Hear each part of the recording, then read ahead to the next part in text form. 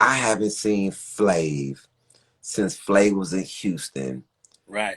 So we in Houston chilling on the south on in on the southwest side at this spot. He had a like a burgundy station wagon. he was hanging in he was hanging in this super gutter spot that he should not have been in with me and my people. Right. Yeah, man. He used to be out hanging in Houston, man. But hopefully that ain't me. Come on. Oh, there. Right. The lights. Yeah. Oh Yeah. man. That's a little better. Oh, Yeah.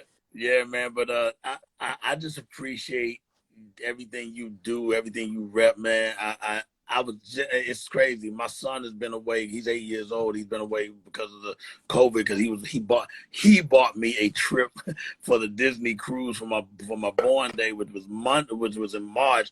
But then everything was going around like, oh, cruises gonna probably be shut down. Disney. I've never been to Disney, so he was like, well, maybe we could do Disney the regular. And I was like, man, from the way things are looking, things are gonna be locked down. So obviously everything froze.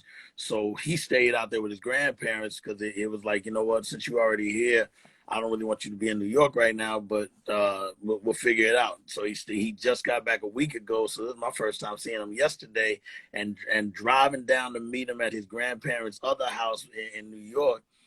I listened to the prison manual the whole drive. oh man. And man, I mean, I already had it, but it was something about you listen to it once, but then you listen the second time, and this is my second time ever hearing it because I bought all your other albums because freedom of speech oh man, Oh man. what's the one where you running? It's the black background where you running. Oh, Enjoy your enjoy life, your something like life. that. Oh Enjoy your life. Yeah. even when you scream, I mean, man, like the one where you screaming at the lady because she won't be quiet. Yeah. And, yeah. and you just breaking on it, and I mean, I can listen to them over and over and over and over and over, and just your life and how you put it into comedy is so dope because it's hood, and I like keeping it hood. Obviously, I'm from Houston. I was born in Fifth Ward. I moved to Prairie View because my father got a job teaching out there. That's how we ended up in Prairie View. So I'm a PVite. I didn't finish, Yeah. but Hey P, man. PV home. yeah. I always go home. I'm always there.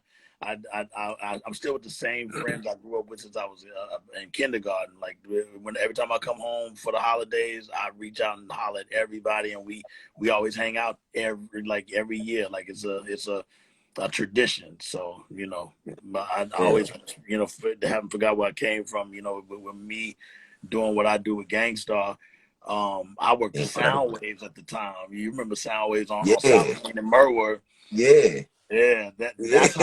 that's how I transitioned to Gang-Starr because shout out to my man Carlos Garza. He lived on off of Southmore off of 288, and we became friends. And he got me a job there. He's the one that told Wild Pitch Records about me. He said, "Man, this dude from Prairie View, he's incredible. He wants to shop his demo." And they said, "Send it." And he took a copy of my demo, and I didn't want him to do it because I didn't think I was ready. They loved it, and they were like, "Man, we like your demo. We want you to be in the group." But I had my own group from college. And Yeah. so being in my crew in Prairie View was rocking. I didn't want to leave them, so I didn't. I stayed with them. And then we all went to New York for the summer to try to get a deal. And took us about a year, still nothing happened. And then my partner, Top, who was also from Boston, like Guru, but went to PV with me, but his mom lived in most cities. So that's how we all Yeah. connected. Because I was like, where you from? He's, I'm from Boston, but my mom lived in most cities. And so we used to go there to stay at his mom's house. So then when it got to a point he was getting frustrated with us getting a deal, he was like, "Yo, man, I'm joining the military, and if we don't get a deal in the next couple of months," and I'm like, "You gonna leave me?" And he's like, "It ain't working. We keep doing new demos, reshopping, and everybody's like, nah, we're not feeling it." A couple weekends later, all of a sudden, the recruiting officer, we were staying with some of our homies' parents' house in Brooklyn. And that's how I ended up in Brooklyn. And plus, my grandfather lived there, but he had just passed. So when the recruiting officer came that Saturday and said, "Yeah, I'm looking for Theodore Campbell," and I'm like, "For what?" And he's like, "Oh, he signed up. Today is the day." And I yelled down in the basement, "Yo, Top, yo, Top." He comes up the stairs with his bag already packed. Like I'm like, "Yo, You knew you were leaving? He's like, yo, this rap shit ain't working. And he bounced on me. I said, well, how long you gone for? He said, I enlisted for 4 years. I'm like, oh, I'm not waiting 4 years for you to come Yeah, back. Because I had already turned Gang-Starr down. I was like, if you gone a year, I'm going to wait. Because I was loyal to my team. But 4 years, I'm like, nah, I'm going to go ahead. And then that's when Guru was like, yo, he left. I'm like, yeah. He said, so, yo, come with me now. And I joined the group. yeah, that was a bless. That was an amazing addition, man. Yeah, You man. was you was like like man, Gangstar. Me coming up was like everything, like man. And I remember meeting him in Miami. Um, going into this IHOP. He was in the car, asleep with his feet out the car, and I'm I walking said, by. I'm like, yo, man, it's a dude with his feet out the car. And I'm like, yo, my man, you okay? And he raised up, and I'm like, yo, this fucking Gangstar. yep, And we that's him. walk. He like, yo, man, where we at? I say, yo, your people probably in this right here in this IHOP. So we get out. He walked in with me, Right. and there's some people sitting at the table. He like, man, y'all left me. Y'all ain't shit. I'm sitting with my man. That's him. Yo, many because he is an alcoholic. It ain't no secret, and that's him. He'll sleep anywhere. There's times he's been sleeping on the sidewalk outside of a hotel. And people are like, yo, man, Guru over there sleep on the sidewalk. I'm like, word? Go over there, and he'll hop up. Yo, who the fuck? And start wanting to fight. And he loved to fight. And he always had them fucking rings on, so he'll hit you with one of the rings. But like he that so just even hearing that story, like it's like that is totally him. I didn't even have to be there. That's like one of a million scenarios. So that's totally him. Yeah, because we was in Miami, and a lot of times I don't tell. I'm like people wouldn't even. My best friend, he was like GT from the like yo. I was there, and it's like Gangstar just befriended this nigga. It was Well, like, hey, I tell you something, yo. This is his ashes right here. So he hearing word, everything. Yeah. word. Yeah, man. So R.I.P. Yeah, I keep him in the studio, and I keep the hat on top of it just to keep the energy good, and I burn my Yeah, sage, and I just leave it right here, and then I bless that picture right there with my sage just to start the energy before I even put a beat on.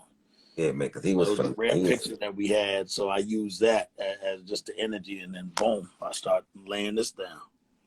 yeah, he was phenomenal, man. You know, Thanks, man. you know what's insane? You in the studio, working. I recorded a new comedy album tonight at the Improv. Saw it on your post. Yeah, Because you were talking. I know you were talking about.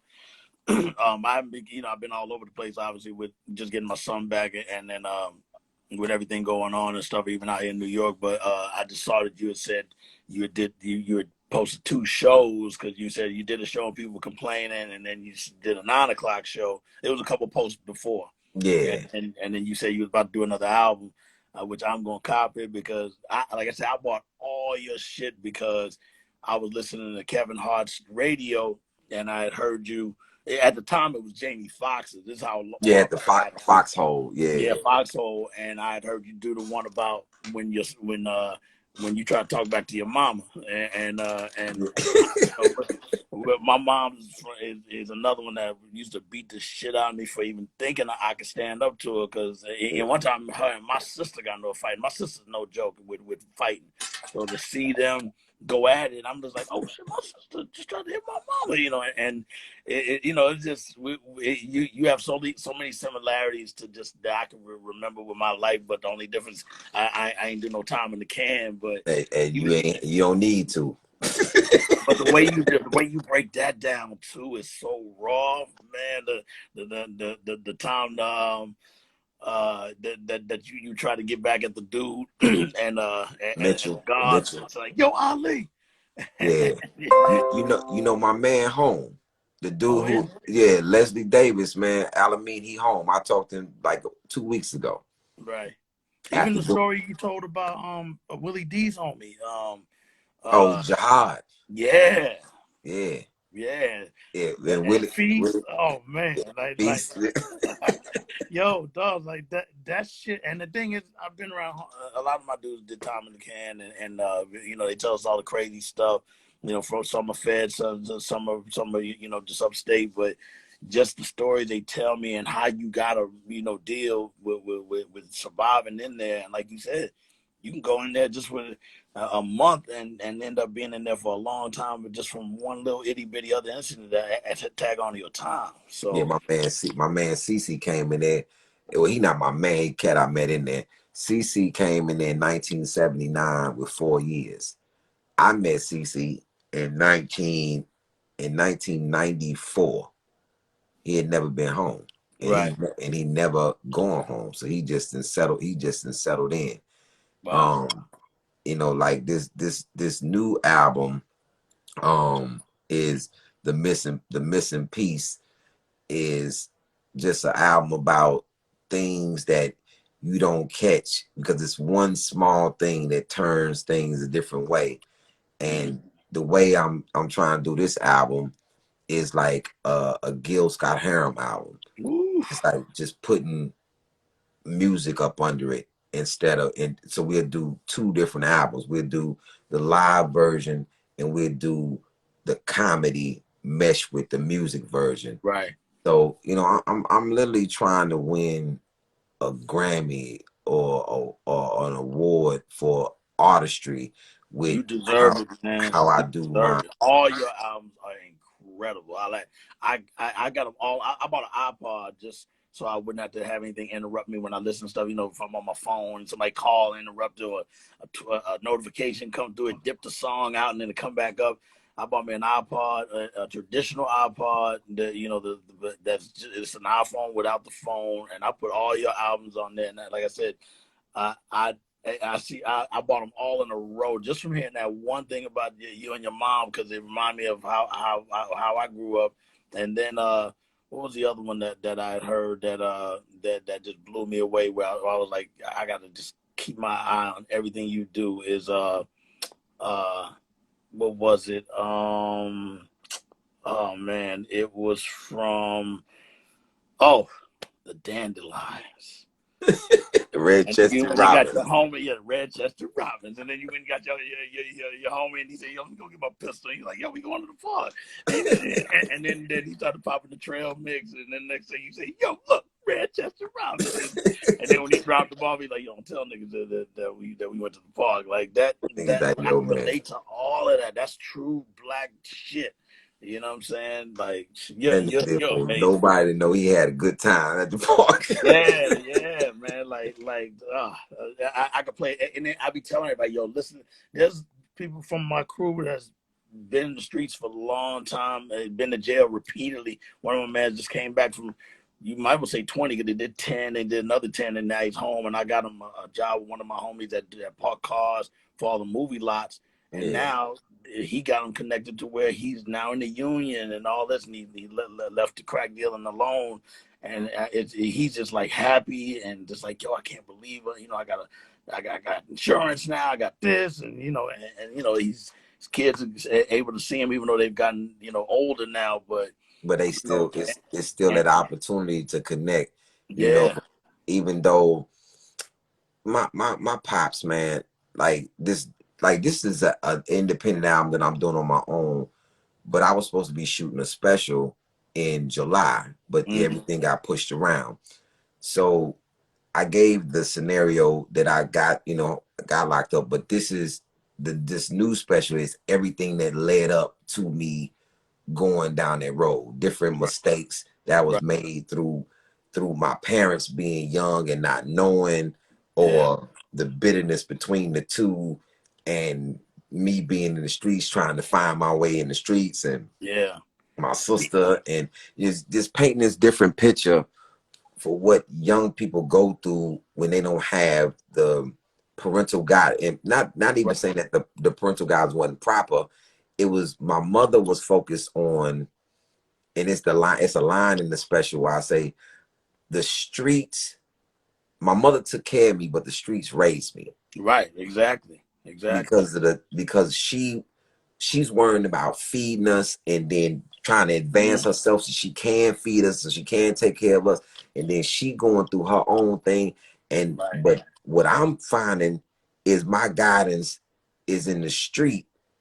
You know what I'm saying, from dudes who they thought they wanted the best for me, but they were just doing it the way that they knew how to do it. You know what I'm Yeah, saying? you're relatable, man. Like you're very relatable. Even if you didn't live that life, you're very relatable. Where it makes you go, damn, man. It's almost like with this whole riot. Well, I don't even call it rioting. Just I call it uprising. But because some things are necessary for what they're necessary for, and even what's going on now, everybody's saying the same thing. Like, yo, if you fix the shit, you ain't gonna have no more problems. Like, so the problem's gonna continue. Then the problem's gonna continue. It's like it's simple. And even like when you talked about your father on your albums, like when you said he only came to one of your games, and he goes, you sure about that? He said, you know what I'm saying? Even that was relatable. Even when you said how When he I would have said, other nigga girls, said never, I said you you said never came you again never with bring that. you said you never bring girls around your kids because you said when you stay with your pops, you said you was excited to stay with your pops, and your sister was like, "I'm not gone, gone." Yeah, I'm not staying with that nigga. Dude, I listen. Every time I put any of my street dudes on, they're like, "Yo, how do I not know about him?" They love you. They Man, I love you sure appreciate it, man. because you're funny. I mean, you really make our stomachs hurt. And then it's like, damn, we live that life. And even again, I did dirt. You know, I sold drugs. You know, so I can relate to every part of it. You know, it's just your comedy is amazing. I think you're one of the most underrated top dogs of this whole shit for real. And Man, then I you sure lived it. appreciate it, You know man. what I mean? Like I sure appreciate I wasn't hip, you know, and I was like, yo, this dude, and I was like, oh shit, he's from H Town, it. okay. And I started doing my homework. Yeah, Yeah, yeah. yeah. No, you're So man, amazing, man. I'm if you be Do you so know Carlos Garza? he Mexican guy Yeah, make yep, beats. yep. Yo, you know That's I got I that's the guy. he what's my man name? What's my man name? Um he We were talking. blind. Oh, He for Rob from the R Squad. yeah, the Coffee Brothers. Yeah, Yeah. I have some songs with them. Like that's right. um He yeah, sure did say where that. I'm talking over. I think yeah, Yep. Carlos is the man. Like he If did it wasn't almost for him, all I the probably wouldn't be in Gang-Starr. He was the one that connected me.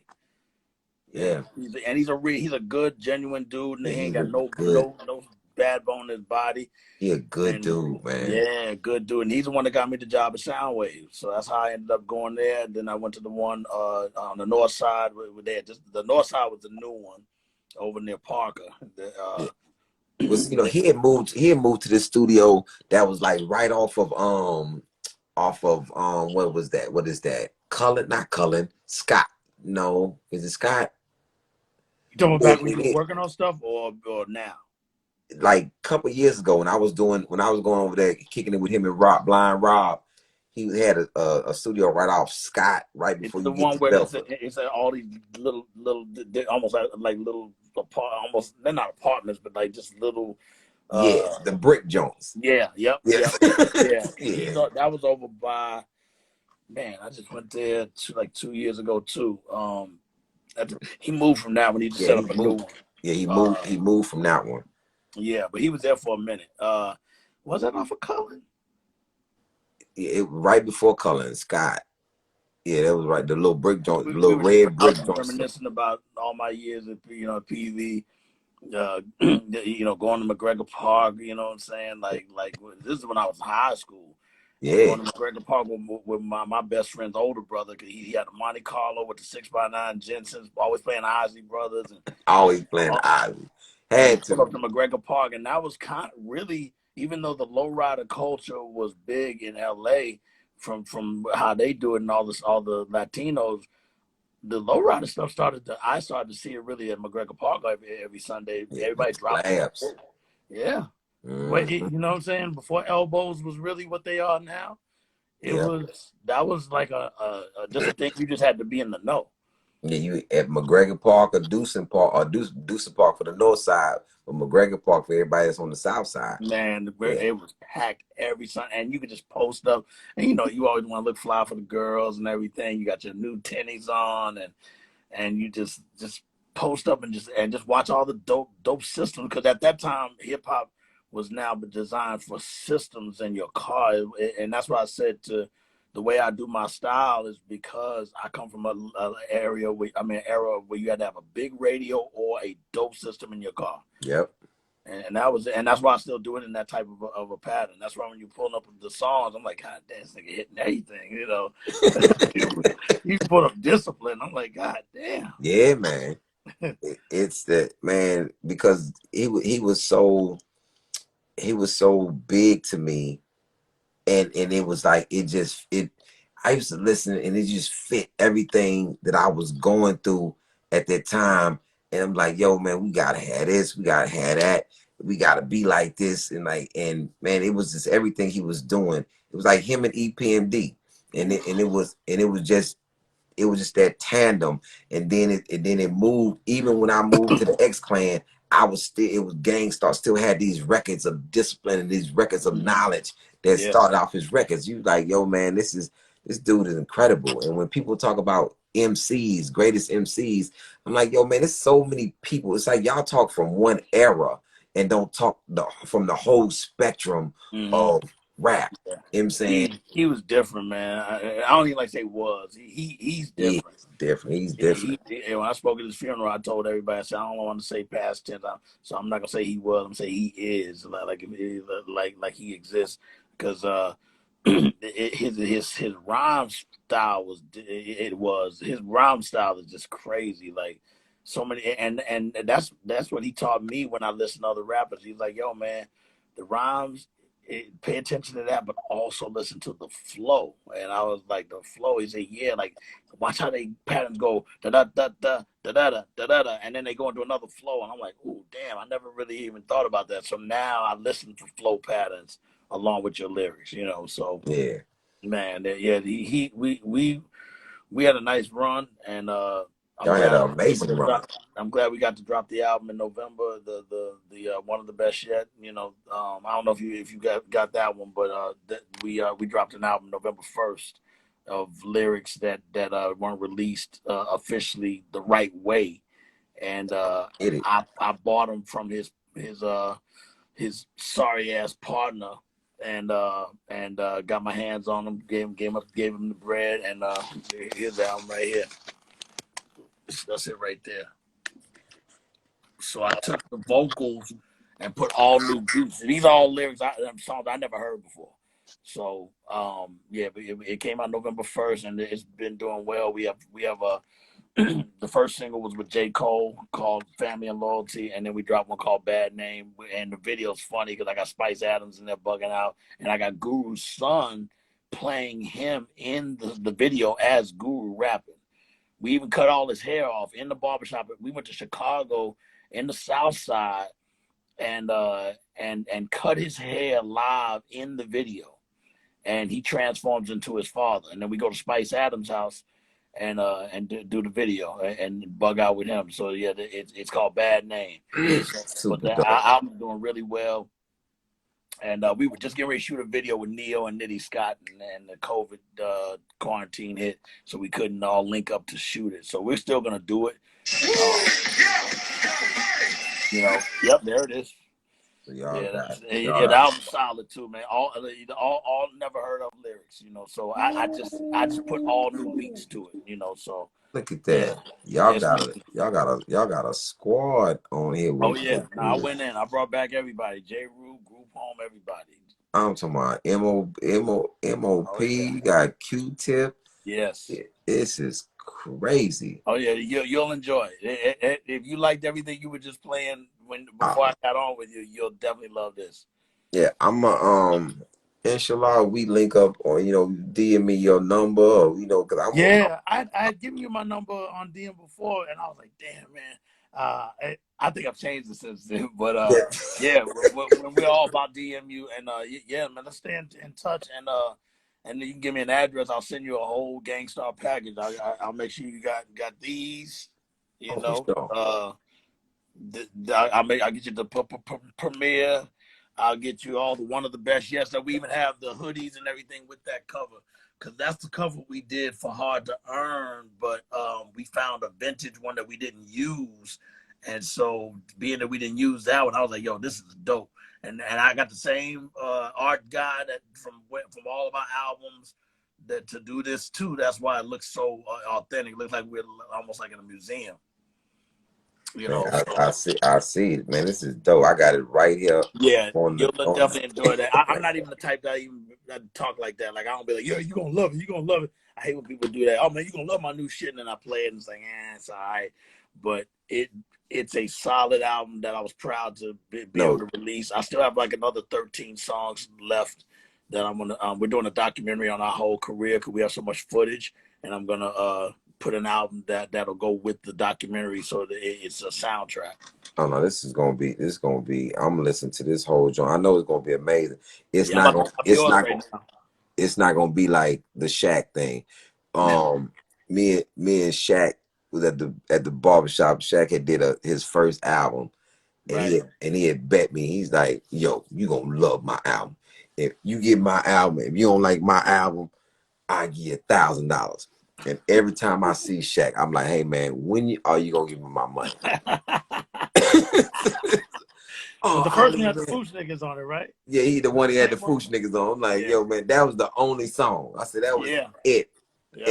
And it wasn't your part. It was the Foosh niggas. It was Yep. yeah. Yeah, man. So man, Shaq's always sending me DMs telling me he want to battle. Those twin Asian girls that be on the turntables and stuff, and they be pumping yeah. their fists. Yeah, I He seen them girls. always posting them, so he's like, "Yo, I'll have my girl battle your girls." And I'm like, "Those are not my girls. I'm pumping them up because they getting down for their age, and sometimes they're not always throwing it on exactly, but they understanding the science."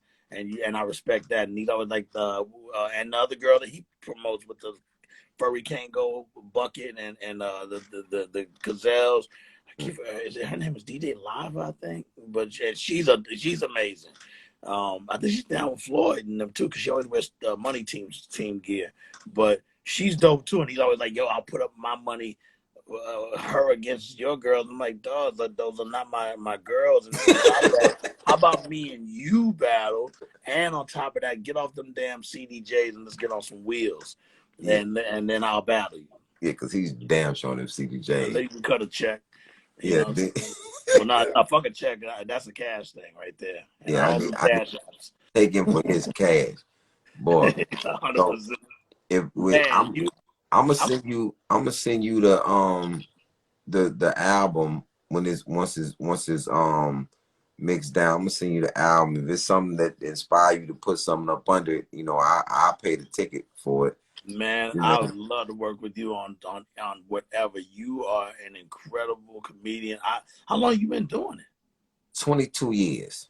Okay, so that's not that long, really. It's long, but Yeah, for but it's what not I've that long. known, I did not know you at all for your comedy, and then just hearing that one bit about your mom, I was like, damn, man, that remind me of home. And then I googled you, and I was like, oh shit, you from H Town? And then I called Carlos and said, yo, you heard of Ali Siddiq? He said, yeah, he's worked with us before. He said I can get you in touch with him, and that's when I reached out and you responded to my DM. I was like, oh shit, he hit me. I was like open, like, yo, he hit me back, because it's like that's how much I respect your work. Your shit is on point. Man, it's like when you hit me, I was like, I was calling my boy. I was like, yo, nigga, you not finna believe this nigga. Cause he a DJ too. He a DJ. Not your brother, because you screamed on him at the intro. That you Oh, got. not my brother. GT is my best friend. And he a All right. DJ. So I called G. I'm like, yo, G, nigga, you ain't gonna believe this nigga. DJ Premier hit me. This nigga said, I told you, Carlos had told me that he dug your work. I'm like, but he hit me though. Right. Do you think I should say something back? And look at me. I'm like, yo, he hit me back, yo. Yeah. Like I was excited. Like, yo, he It hit was me the back. same. It was literally the same way. And like, cause you had always been this, you just H Town, and this is one of the legends of the H. It was the same way when I'm on the live, just chatting it up, and then Black Thought say, "What's up, comrade?"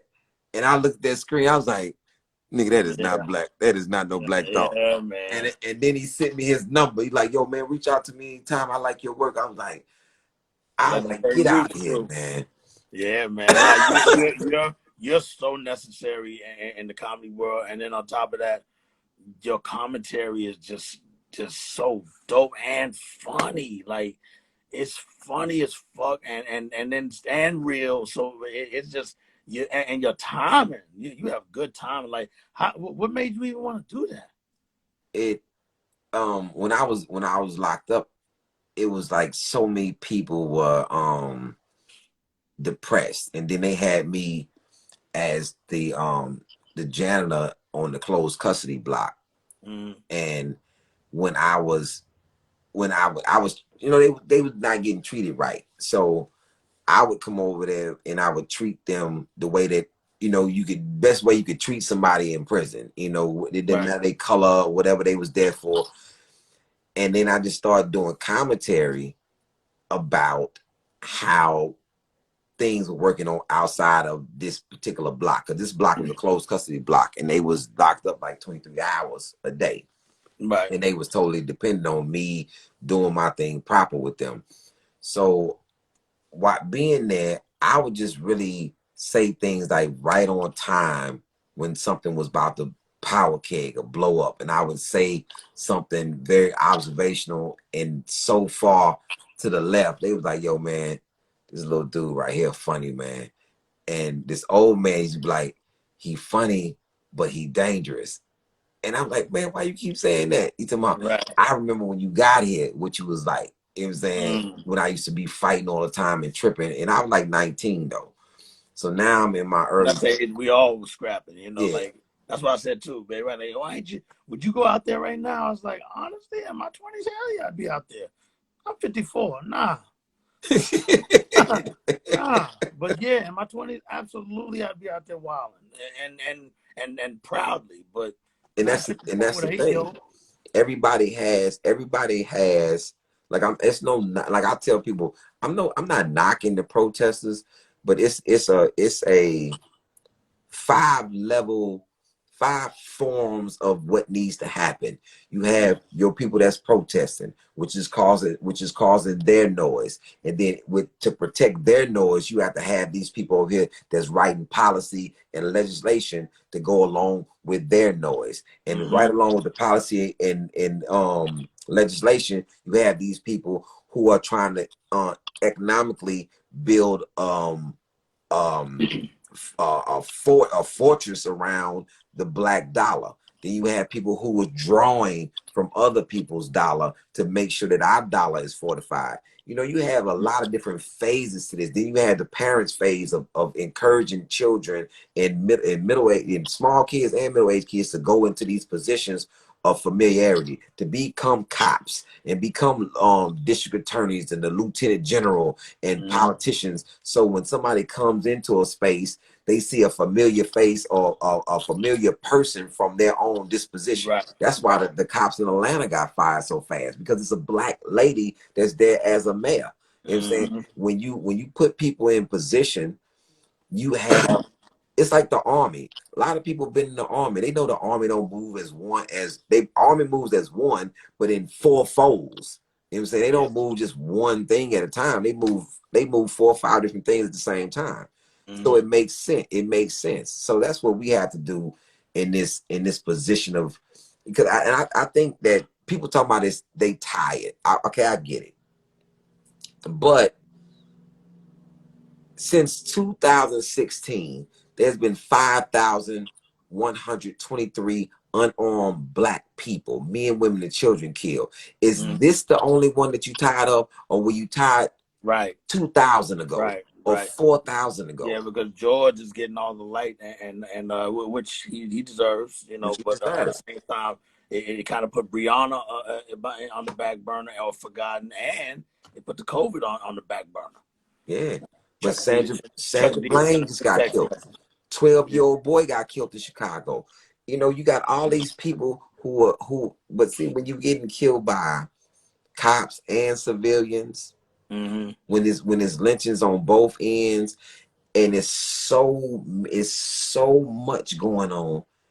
But since 2016, and, Yeah. and I just went back to 16 to show people in the last 4 years Right. how many deaths in the last 4 years. Yeah. If I go back to 2000 and come up to this minute, it'll be 30, 40,000 Yeah. lives gone missing. And I was just saying that even with the whole quarantine thing too. Some of them, man, I just sat there and just started just analyzing just with my own common sense, going, hold up, this is what's happening. You know, like I didn't have to keep doing research to find this or watch this, even though I watch the news just to get a little bit a taste of everything. But then you just start to formulate and understand exactly what's going on your own. If you just and I think part of that has to do with your street knowledge. You got to have street knowledge. I mean, that's what Guru always said the Gang-Starr represents: street knowledge, intellect, and spirituality.